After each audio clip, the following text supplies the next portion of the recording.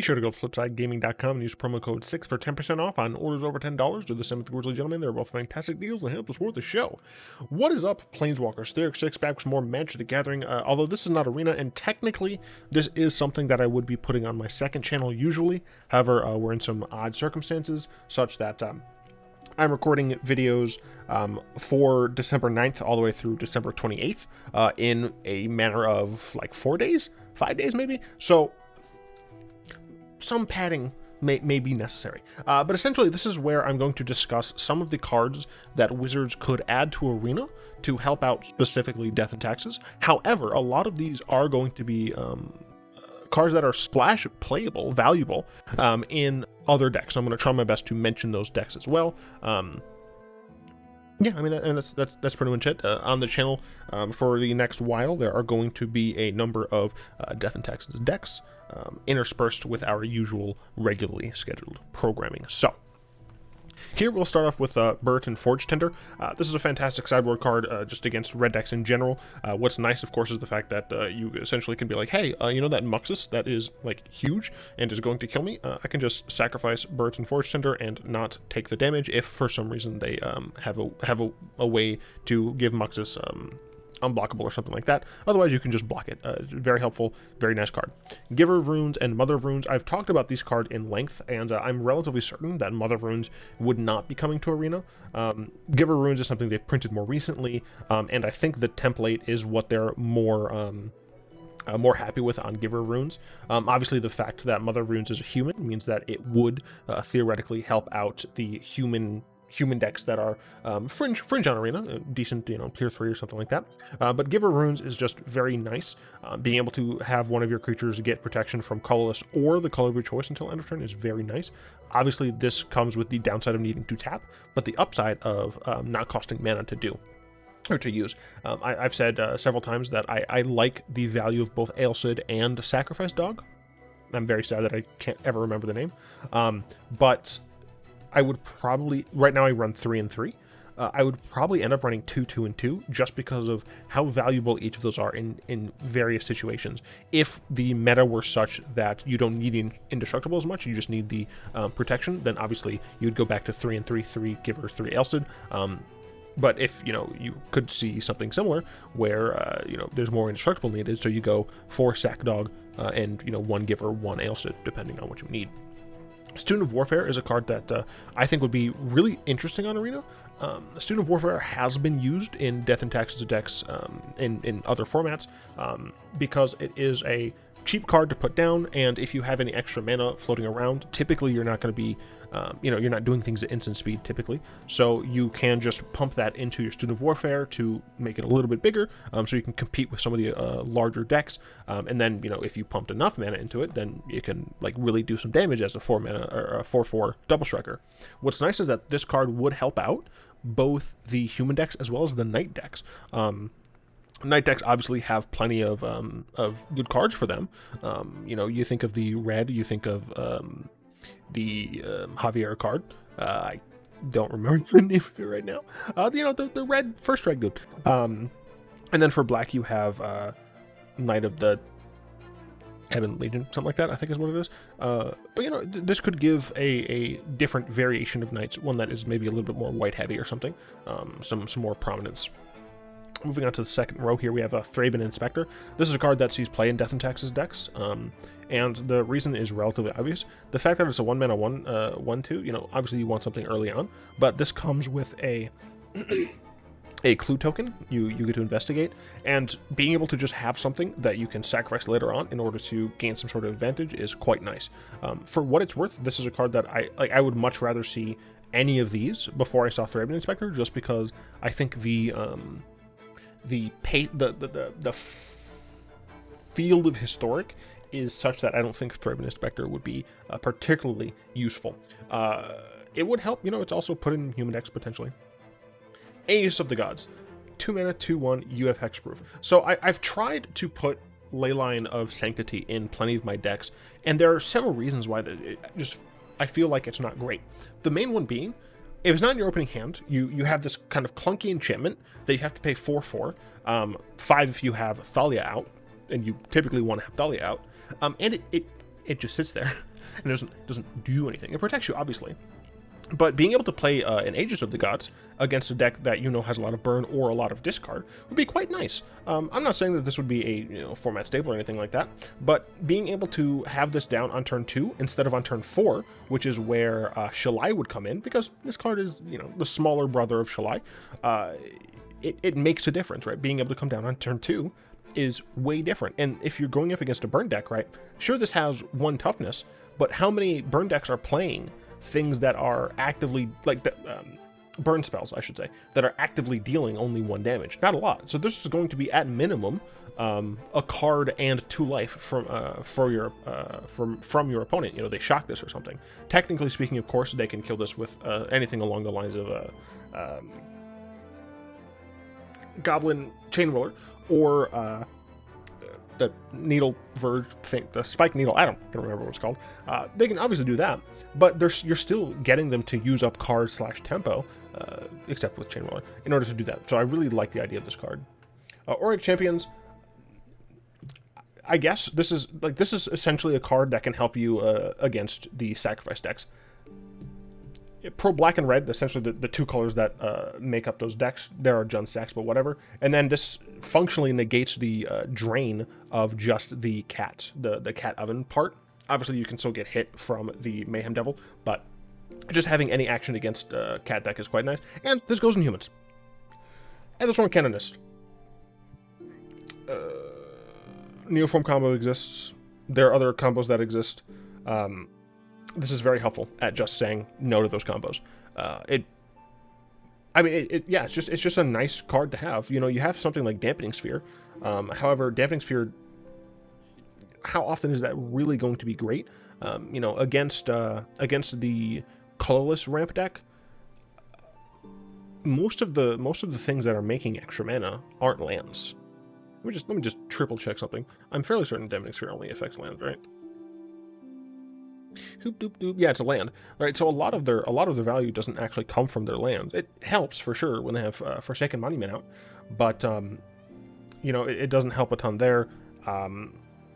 So then the other place it could be is like the Nissa decks, but against the Nissa decks you play this and then you just die to Uro, right? You just don't care. You just die to the 3/3s that come with Nissa. Obviously, this doesn't necessarily help against the colorless deck, but it does help you in other situations, in more situations. If you're playing against a deck that wants to, counter wars you or something like that, this can help. If you're playing against a deck that wants to put a bunch of creatures down very in quick succession, this helps. Like it's just a helpful card. Grand Abolisher. Hey, those control decks and or flash decks, like literally anything. This just says no to those. Once again, it goes in humans as well. This also goes in humans for what it's worth. And this goes in humans as well, but like it's just an effective body and an effective card, right? If this lands, instead of having a Tithe Taker, where it's just like your opponent, it costs a little bit more, they just can't do it, right? It's great. Obviously, this specifies specific active abilities. There's only artifact creatures and enchantments. It doesn't include their lands. It doesn't include planeswalkers. This has 1 more point of toughness. It does cost more pip wise, whereas Tithe Taker has 1 less toughness. It has Afterlife. It costs only 1 white pip. So there are definitely reasons to play either or both, depending of course on the meta, but just having the ability to completely shut down something on your turn is good, right? Tithe Taker is attacks. This just says no, and I really like that. Inquisitor Exarch, I would like to see more blink things come into Arena to help Death and Taxes. Inquisitor Exarch is one of those cards where it's very flexible. I'm not super excited about this card, but it's a card that I would like to see on Arena. It's an option. This can help you by gaining you life against decks where you need to gain life, or draining not draining, but like having your opponent lose life against decks where you need that little extra push. This is essentially, right? This is essentially a Viashino Pyromancer for white decks, right? You don't even have to look at this as a Death and Taxes card. This can just be put into mono white aggro because of the fact that it's reach in white, right? And it's something that, it's something that even the life gain decks might get use out of. If they're like, hey, we're really great at putting a lot of pressure on our opponent early, but, once we get to the late game, things start to get hard. they'd be like, boom, we have this card. So this is another card that would be pretty dope. Jotun Grunt, 2-mana 4/4. Holy crap, that's huge. There are 3-mana 6/6s in this game, and a bunch of other things that are equally nonsensical. But this has a cumulative upkeep. You could argue that it would be annoying to deal with cumulative upkeep on Arena. I doubt it. It seems like relatively simple. But you put 2 cards from a single graveyard onto the bottom of their owner's library. This is graveyard hate, right? This isn't a card that you typically play in the main deck. But you can bring this in against a deck that is just shoving things in the graveyard. Even if it's your graveyard, you know, this is counter to mill. This is counter to like heavy Uro decks that are just casting a bunch of nonsense. This is counter to even just like the pseudo mill rogue decks, right? This just allows you to have a decent sized beater that is actively hating on what your opponent's trying to do. Kataki, War's Wage. I want this card yesterday. All artifacts have at the beginning of your beginning of your upkeep, sacrifice this artifact unless you pay 1. This just slows down the Forsaken Monument decks. I don't know if it's technically necessary. Those decks, they're like tier 2 or something like that, maybe tier 3. I don't know. But it's what I like to call options, and I think that's one of the reasons I think Historic is very weak in my opinion right now, is that there aren't a lot of options in terms of reasonable answers to what's going on in the metagame. So you have a lot of varied threats, and these threats can attack from a bunch of different angles, and they can all be played in the same deck because essentially they also help you on mana. But you know, you don't have access to many options to answer those things. You don't have ways of circumventing that value, and adding even a 10th of these cards, because I'm going to be talking about a lot of them, would give just white. Like, I am just going over white. Like, don't get me wrong. They should add answers to other colors as well, but it would just be fucking nice, man. Knight of the White Knight of the White Orchid. It kind of ramps you. It helps humans. It helps knights. I actually should have taken this card out. Shut up. Core Firewalker. Haha, burn decks. Probably don't actually need this, honestly. I don't think the red decks are doing so much that this would be super difficult to deal with, but it gives you an infinite blocker, essentially. It allows you to stymie the death from burn a little bit. It'd be helpful. Leonin Arbiter, like, why is this card just not on Arena right now? It would make Ghost Quarter usable. Right now, Ghost Quarter is not usable. It just isn't. Yes, we have Avid Mind Sensor.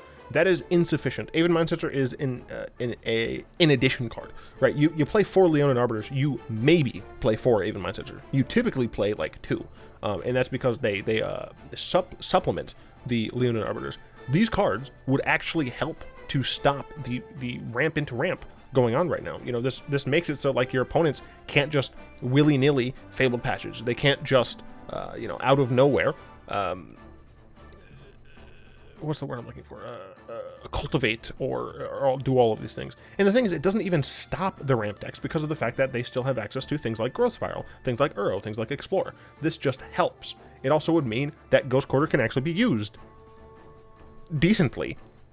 It's symmetrical as well, so if your opponent is, you know, Field of the Dead's you, oh boy, you got your land short as well. Like, give us this card. Relic Warder. Exile target artifact or enchantment. It is on a body. Yes, it can come back if this dies. That makes it even better, in my opinion. It's just a very fair magic card that allows you to have some play against decks that utilize artifacts or enchantments. It has a body, it's great, and it's templated the right way, where you can actually get like cool value out of this if you like instant speed flicker it. Phyrexian Revoker, we don't have Binding Needle. I want Revoker. Revoker just lets you name things. It's essentially, it's Sorcerer Spyglass, except it can attack. Like, that's the thing, right? This can attack. Sorcerer Spyglass can be very helpful, but when you're in a situation where your opponent just doesn't have things with activated abilities that like you care about, you're left with a dead card in your sideboard, or even a dead card in your hand or in play, right? If your opponent just doesn't have anything yet, and you're using this as like a preparatory thing, then you're kind of just bone sitting there with garbage. But if you have Phyrexian Revoker, you get to name a thing, and you get to make sure that you can hit your opponent. You can't name lands, but you can this hits everything except for or no, this hits mana abilities, but you can't name lands. So, for example, you could name something like Llanowar Elf with this card, and you make it so they can't use Llanowar Elf. That's cool. But the main thing is, like, just give us a stick here. Like, I want to hit things as I'm making my opponent's not doing anything. This is budget Stoneforge Mystic. I understand if WotC thinks Stoneforge Mystic is just generally speaking too good, even though Historic does not at all have the like busted equipment that literally any other format might. I mean, you look at Modern, like Stoneforge Mystic isn't breaking Modern, and it took them forever to put Stoneforge Mystic back in that format. So, you know, I feel like Stoneforge, I mean, I'm kind of talking about Stoneforge Mystic right now, but even just give us Relic Seeker, because this is, you know, it's a bear, but if it hits your opponent on that next turn, it becomes a 3/3, which is very helpful. Like, don't get me wrong, like, even just the Renown is fine, but then you just get to search your library for an equipment and then put it into your hand. Right now, what are those equipment?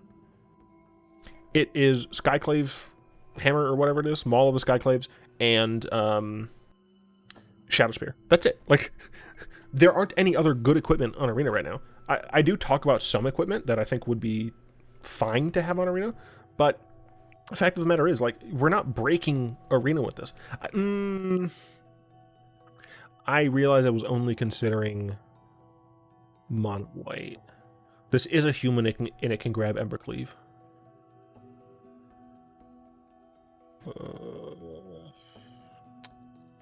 I mean, that's more of the fault of Embercleave, though. Like, Embercleave's a broken card, not this. I don't know. Center of the Pale Curtain. This is essentially a pseudo rest in peace on a stick. You might notice a thing with Death and Taxes is that it just likes things that it likes effects that you would normally find on artifacts or enchantments, but with bodies, so you can hit people with them. Yes, it means that they're technically more fragile, but you get to hit things with them. This has Bushido, which is, you know, no one knows, but, you know, it's a bear. And if a permanent would be put into graveyard, removed from the game instead. Notably, this does not affect things that are already in the graveyard. This does not affect people milling. This does not affect any nonsense that isn't permanence going from the graveyard to the graveyard from the battlefield. So you still probably play Rest in Peace, but this is just supplemental. Selfless Spirit. This would help Spirits, but Spirits is what, tier 7? It's just, Spirits essentially is just a tribal deck. This is just nice. Sacrifice Selfless Spirit, creatures you control gain indestructible until end of turn. This would be so helpful. It flies, which would be great for Death and Taxes, obviously. And then if your opponent tries to board wipe you, which is the worst thing to happen for Death and Taxes, you get to say, nah. Is that too strong? No. Sarah Avenger. This also is like another card that has been played historically in Death and Taxes. It has been mostly phased out, I think. You can probably still find some legacy decks that play it. I don't think there are very many, though. I think they're just better cards to play right now. But hey, in Paper Magic, you have to actually, like, remember what the first, second, and third turns are. On Arena, this can just not be playable. Like, it can just not be played, which is great. And then as soon as you can play it, you can play it. 2 mana, 3/3 Flying Vigilance is great, but you can't play it until the 4th turn. But it only costs 2 mana, right? This card is better, obviously, with something like Aether Vial, because then it can circumvent all those issues. But still, like, it would just be... here's the thing, it could even just go an Angel Tribal. It wouldn't be great, but you can put an Angel Tribal. Like, I'm not saying just make Death and Taxes happy. I'm saying, Arena, put these cards on Arena. Wizards, put these cards on Arena, because these cards are fun and good. I mean, fun for me. As we move to Spirit in the Labyrinth. 2 mana, 3/1, enchantment, creature, spirit. Each player can't draw more than 1 card each turn. This is Symmetrical Narset on a frail body. This has 1 toughness. It has 3 power, which is nice. It means I can hit my opponent in the face with it. It has 1 toughness. Like, this card can die from a gust of wind. It's not just a creature. It's an enchantment, which means it's not doubly, but, you know, it has extra frailty because of the fact that it can get hit with enchantment things, or enchant removal. But this means that Uros, Hydrogracies, Growth Spirals, Explorers, all of these things get placed into check a little bit more, right? All of these dumb draw effects that Wizards has been printing lately get reined in a little because of a 2-mana creature that can die easily. It forces your opponent to interact with you a little bit more, outside of just like, I'm going to kill your one thing, and then I don't have to touch anything else, because I have the ability to just cast Uro 1,000 times. I think of all of these cards, this is the one I want the most, because I think it has the greatest impact. And yes, I'm brushing my beard. Shut up.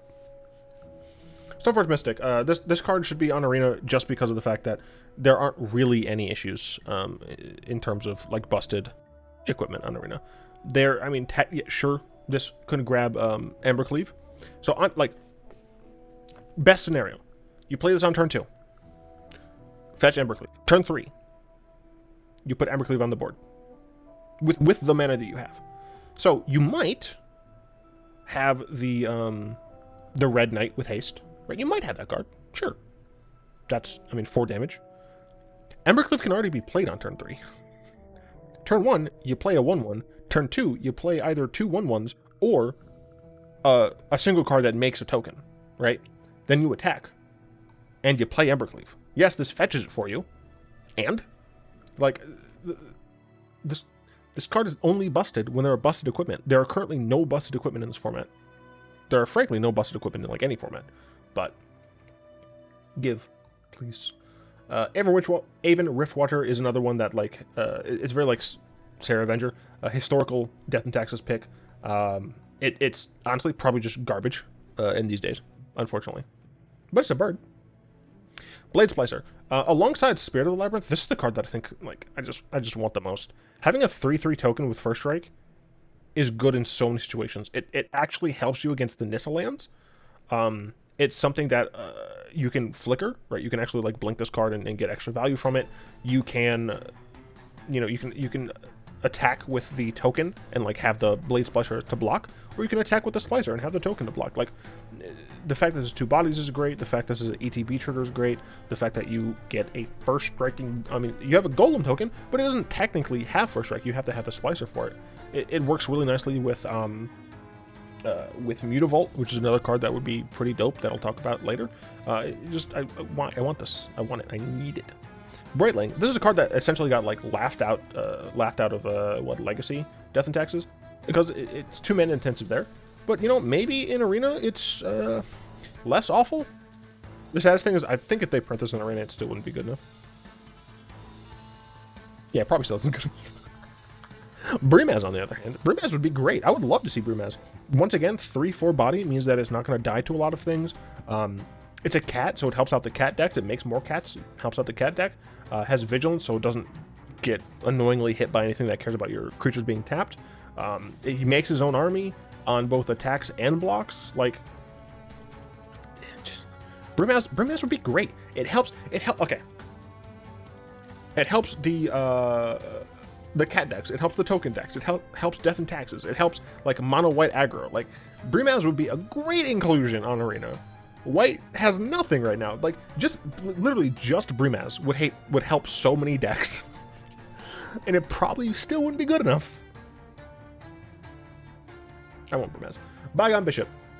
It's a spirit. It mostly helps spirits, but the fact that the majority of our spells in Death and Taxes cost 3 or less means that this is going to be a 3-mana 2/3 flyer that just gives us some tokens for investigating. It's on cast, so we don't really care about our creatures getting countered. It just gives us something to do with our excess mana when we draw too much, when we flood, and we get to draw some cards. Like, what's not to love? Devout Lightcaster. Mono black isn't really an issue right now, but this is very funny when it can just come down in exile, like a Phyrexian Obliterator. Like, it's never going to happen, but, like, it could. And that's about it. It doesn't actually do much. Eidolon of Rhetoric. Hey, you know that one card, Deafening Silence? Hey, you know that other card, Rule of Law? You know how those things can't attack your opponent? But what if they could? Each player can't cast more than 1 spell each turn. This is symmetrical. It's an enchantment. It only has 1 power. It has 4 toughness, so it blocks decently. But it only has 1 power. Like, this is not breaking the game. However, it is making the game better because it's forcing these other decks to recognize that they can't just be doing nonsense all the time. You stop the combo decks right here. That's so good. That's so good. Andrage's Displacer. 3 mana, 3/3. is devoid, but who cares? Like, exile another target creature, then return to the battlefield under tapped under its owner's control. I just like what this card does, right? Like, it would allow DF and taxes to actually like include ETB things. It would be essentially just great at being an annoying disrupting card. Sure, you have the issue of like having some colorless requirements, and there aren't a ton of cards necessarily on Arena that like you just love to play regardless. But you know, I could still see, you know, you have the Ghost Quarters. I don't know, maybe throw in some Blast Zones, who knows? But you can still like use this ability. Fiend Hunter, it's better because it has the split. That's why you can do trick stuff with it, which is why I think this card's better. Fiendslayer Paladin, I think technically.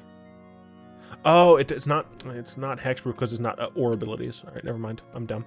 Still, it's a fun card against anything Rakdos if they become too big for the britches. Flicker Wisp, give us the card. It's another card like Displacer that just helps with cool bouncy stuff. You get to exile any permanent, not just your own. It hits lands as well, but you do return them. But the timing for those returns are very interesting. So it flies. It's a 3/1. Like, it's not. This is a 3 mana 3/1. Do nothing. Wizards, give this to us. This is great. It's a good old fat like it's 3 mana 3/3. If this and at least 2 other creatures you control attack, the creatures you get have indestructible, right? This allows you to be more aggressive with your Death and Taxes decks and kind of attack into a board where like you need to get some damage through, so you have to attack with a certain number of creatures, but like your opponent just has relatively large creatures, so you're maybe not going to get great trades, but whatever. But the real thing is here, you could just sacrifice it, counter target spell with X in its mana cost unless it's controlled pays 3. Guess what this means? It just means that your opponents who are playing X spells, because this is an on-the-board trick, it just means that they're not going to cast their X spells for as much. What X spells are being played right now? Let's see, Hydrocrasis. Is that it? Essentially. Hushwing Griff. This is a 3 mana 2/1 flash flyer. Creatures entering the battlefield don't cause abilities to trigger. This is Hushbringer. This is Takali Honor Guard, except for the fact that this is flash and has flying. Both of those things are incredibly important. This is in the competitive 3-drop slot, so I don't know if I would play it. But if you're in a world where Uro doesn't exist, maybe you play this over Hushbringer. Although for what it's worth, I think Hushbringer is like the best because it also hits dice triggers. But Mangara of Korondor, another legacy pick. And when I say legacy, I don't mean the format. I mean like whatever. Another ancient Death and Taxes pick from the annals of history. Exile Mangara of Korondor and target permanent. Now on Arena, since we don't have Aether Vial and we don't have Flicker Wisp, we can't do too much. We have Cloud Shift, don't we? Do we have Cloud Shift right now? Oops. Cloud Shift. This is on Arena. Screw it. Whatever. If someone wants to play a 3 mana creature that has to pass the turn, to come around back to you, to activate it, and then do a trick, let them. Right? Like, that's not the most broken thing going on in Arena right now. Let them. It's really cool. By the way, for those of you who don't know, because the colon is right here, what happens is this is part of the resolution. So what you can do is you tap it. On the stack, you put Exile Mangara and Target Permanent. With that on the stack, you flicker Mangara such that it's a new entity. It's a new object. And the other thing just gets exiled, and Mangara just isn't there. Masako, the Humorless, 3 mana 2/1, you flash. Tap creatures you control may block as though they were untapped. I just find that card funny. I don't even know if this would be played in Death and Taxes. I just find it funny to be like, haha, flash this in. I'm gonna block with my tapped creatures. It's just funny. I don't know. Matter Reshaper. It's another of those Eldrazi Taxes cards. When it dies, reveal the top card of your library. You may put that card on the battlefield if it's a permanent card with converted mana cost 3 less. Otherwise, put that card in your hand. It's another way to have some sort of fight against the board wipes. Right? Being able to have a little bit of extra oomph there would be helpful. I mean, it's not just, for what it's worth, it's not just Death and Taxes that could benefit from this. It's any kind of monocolor deck that can afford to run colorless mana sources. yeah, just being able to have this and have something else pop out of it is nice. Mega Crusader, double strike, pro black, pro green. You know those Sultai decks? What's the color of Sultai again? I know it's blue. Is it? The colors are just on the tip. Black and green. That's right. Yeah, this says Q, and it hits doubly. It's great. Order of White Clay, 3 mana, 1/4. This thing is more of a meme, but you're noticing like kind of the whole 3 or less type thing here. It's a way to slowly like get advantage back. This card's not actually good. I just wanted to show it off to you because I feel like a lot of people don't know about this card. It's really cool. Like, consider playing this in EDH. It's fun, especially if you have other effects like Convoke that allow you to tap your creatures. Sorry, I'm getting off topic. Ranger Captain of Eos, 3 mana, 3/3. Enters the battlefield, you may search the library for a creature card with CMC 1 or less, reveal and put in your hand. Sacrifice this, your opponent can't cast non-creature spells this turn. This is just better than Ranger of Eos, which I believe we have on Arena, thanks to Jumpstart, I'm not entirely sure. You only get 1 instead of 2, and it goes to your hand, but like, who cares? That's still fine. But the fact that you can just, like, on your opponent's upkeep, sack your Ranger Captain, so your opponent isn't going to be able to, combo off, or, on your turn, if you're, like, going to be going in for lethal, you can sack this so that your opponent can't, settle the wreckage you or something like that. It's a helpful card. It's a 3 mana 3/3, like, gimme. Recruit of the Guard.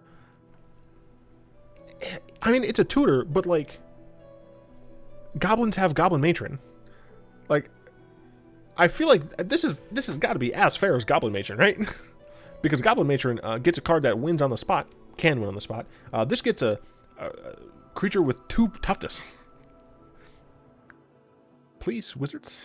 I like it. Okay, Sanctum Prelate. I recognize this is not gonna come to Arena like ever. Most of these cards, there's an off chance. I don't think they're gonna give us this. 3 mana 2/2. Choose a number non-creature spells with a converted mana cost equal to the chosen number can't be cast. Since this says non-creature spells, I don't know if they'll give it to us. For what it's worth, I don't even know what's very good on Arena. Right? Historic, as I've said already, has like a variety of avenues from which they attack, and that also means a variety of CMCs, and if a variety of CMCs is ailing you, it's not going to help you all that much if you name the wrong CMC. Whereas with like Modern Legacy and stuff, you can name like 1, 2, 3, or 4, and you hit most of the things you care about. Stonecloaker. What does this do? Oh, it's a 3 mana 3/2 flash. I wonder if we found a pattern. Has flying. Enters a battlefield. Return a creature you control to its owner's hand. Fun fact, you can just keep casting this again and again and again. It also exiles a creature card or target card from a graveyard. It's cool, different. Hey, it's nice. 2 mana 3/2. Thalia. It's another Thalia. Creatures and non-basic lands your opponents control enter the battlefield tapped. Has first strike instead of flying. It is similar to Archon. It's different than Archon. I want it. This is a meme pick, really. When Thibault of Thor comes into play, destroy target goblin. First strike pro red.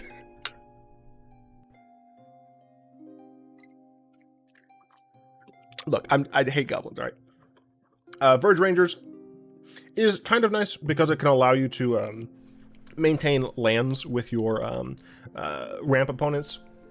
And if you're playing in a deck like that, it allows you to run more ability lands and like land destruction lands. So they're also humans.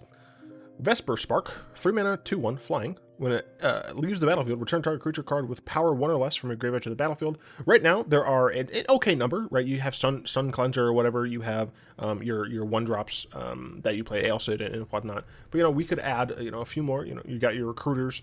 You got your Mangaros. Oh, this gets exiled. Never mind, is exiled forever. You got your Eidolons. There are things. Oh, you got your Blade Splashers. You have things that you could get with it. So, this would be nice to see. Alms Collector. Hey, all those annoying decks that are drawing multiple cards at a time? I don't either. Because this draws 2 or more cards. Please, people aren't playing Chemist's Insight anymore. I made this list when people were playing Chemist's Insight and stuff. So, this card, just skip over it. Why was this not in Amonkhet Remastered? This is just cool. It's a 4 mana 3/3 Angel, and it has abilities. Like, that's it. That's all. 4 mana 3/4 Angel. End of the battlefield. Exile all cards from target player's graveyard. Hey, look, it's a body that exiles things. I love it. Angel of Jubilation. Hey, Yasharn? That card that costs 2 green and white and is a 4/4 on the ground that also searches your library for 2 lands? Hey, this card costs 3 white pips, is a 3/3, does have flying, which is nice. Is symmetrical. I don't think Yashard might be symmetrical, but and other creatures, it's a lord, but like this is fair. This is comparable to Yashard. Give it to me. I can play it in mono white, baby. Also, you can play it Angels. Archangel Tithe is really cool. The 3/5 body means it's very resilient, but also the fact that it can make it so your opponents are harder at blocking and attacking is just great. Brigid, I don't remember why I put this on here. Remember, I did make this list a while ago. I don't know why I put this on here. Felidar Guardian. Yeah, just make it so that you can't play Felidar Guardian with Saheeli. Boom. I fixed it for you. Easy. Guardian Seraph. It's another angel. There are a few angels. I like 4-mana angels. They do a lot of cool things. You know, Shalai, Linvala, these. This isn't even a good one. It's just anything. Anything, Wizards. If a source an opponent controls would deal damage to you, prevent one of that damage. That's not good. But you know what it is? It's another option. Okori, Dust Drinker. 4-mana, 2/2. Lands don't untap during their controls and tap steps. At the beginning of each player's upkeep, that player untaps a land he or she controls. Hey, you know all those annoying decks that use a lot of mana? Wouldn't it be great if we had some way of like reining those in? Wouldn't it be great? Wouldn't it be fucking great? I want this card because those decks. Irregular Cohort, 4-mana, 2/2 Changeling. It comes with a little Changeling thing. This is actually more for humans. I don't know why I put this in here. Or this. Oh yeah, this card's great. 4-mana, 2/3. Artifacts, creatures, and lands your opponent's control come into play tapped. Hey, you know that colors deck? I don't like it. Mages of the Moat, it has 0 power, 3 toughness. It's not like this isn't a good card necessarily. It's just an option. Mage of the Tabernacle, 4-mana, 2/6. All creatures have at the beginning of your upkeep sacrifice a creature unless you pay 1. This kind of hates on token decks a little bit too much. I actually think this would be bad for Arena. Marble Titan, 4-mana, 3/3 creatures with power 3 or greater don't untap. This is similar, except opposite. I think that like Stompy decks are in a fine place generally. I don't think we need to hurt them anymore. Michiko Kanda Truth Seeker is just fun. 4-mana, 2/2. Whenever social opponent controls deals damage to you, that player sacrifices a permanent. For what it's worth, like this isn't always going to be great, right? Like if your opponent is playing a sacrifice deck, then like, oh, you don't want that because then they just get to keep sacking things and killing. Oh gosh. Whenever a source an opponent controls, darn. I was trying to see if there's like a way to reverse that and just like combo kill your opponent because you just like sacrifice your own things when you have a couple of Mayhem Devils out and you just like hit you. I have to sack another thing. Oh no, sack it, hit you. Like. I don't know, it's funny. I think it's cool. Palace Jailer. I mean, it's 4-mana, 2/2. You become the Monarch, which is great. And then you exile a creature for as long as you're the Monarch. I kind of just want to see Monarch in Historic. I don't know how impactful it'll be, but I just feel like having Monarch in Historic would be pretty cool. I might be wrong. Restoration Angel. I want this card. 4-mana, 3/4 Flash Flyer. ATB, exile a non-angel that you control returns battlefield under your control. You get to protect one of your creatures. It's not a slow flicker. Like it comes back immediately, so it still dies to like board wipes or whatever. But you just have surprise value, which is great. Selfless Squire is similar, except it's to like not die. So if your opponent is playing, I don't know, a deck where they attack with a creature that maybe gets bigger based on the number of creatures with the same creature type. Also, it puts in a bunch of those creatures from the top of their library. Anyway, if some creature like that happened to exist somehow, I think it'd be pretty cool to just be like, haha, no. How many? Jeez, I have a lot more cards. I'm gonna make this a 2-parter. Stoneheart Dignitary. It ETBs and forces your opponent to skip his or next combat step. Cute aggro. Sublime Archangel, 4-mana, 4/3 Flyer. This is like, instead of a 3/4, it's a 4/3. It's great. It has Exalted. Other creatures you control have Exalted. I just think it's a very interesting way of making like mono white more aggressive. It's cool. Thought-Knot Seer. It's Thought-Knot Seer. You play in Eldrazi and Taxes because it has a cool ETB ability. And for what it's worth, what you can do is you ETB this, right? Oh wait, never mind. Because this is a leave. This is not a die trigger. I always forget that these cards are very weird. This is a leaves ability. Never mind. Oh wait, never. Okay. So, okay, right. So you have this, you ETB, you exile a card from their hand. Then you have like, Spirit of the Labyrinth, so they can't draw more than one card a turn. And then if they kill this on their turn, they don't get to draw a card. It's great. Trove Warden. This is a card from Commander. Why would you want this? 4 mana, 3/4 Vigilance, Cat Beast. Helps cats. Cool. Landfall. Exile target permanent card with converted mana cost 3 or less from your graveyard. Fun fact, that's most of our cards. And this is permanence, so you do get to choose lands. When it dies, put each permanent card exiled with it onto the battlefield under the control of that card's owner. This is just a fun way to, you know, have some more board wipe insurance. Voice of All, it just has protection. You just get to choose the protection. It's not very good, but I like the card. Windborn Muse. This is actually just like not good. I don't know why I included it. Yeah, we technically have a lot more to go, so I'm gonna cut it there because I did not expect this to be as long as it is. I'd like to thank my lovely patrons, especially Fogwind, Malek, and Balater for the continued support. If you'd like to join them and support the show, you'll find links to that in the description below. Hope, of course, you've enjoyed this video. If you did, like, comment, subscribe, all that good stuff, and of course, until next time, I'll be one.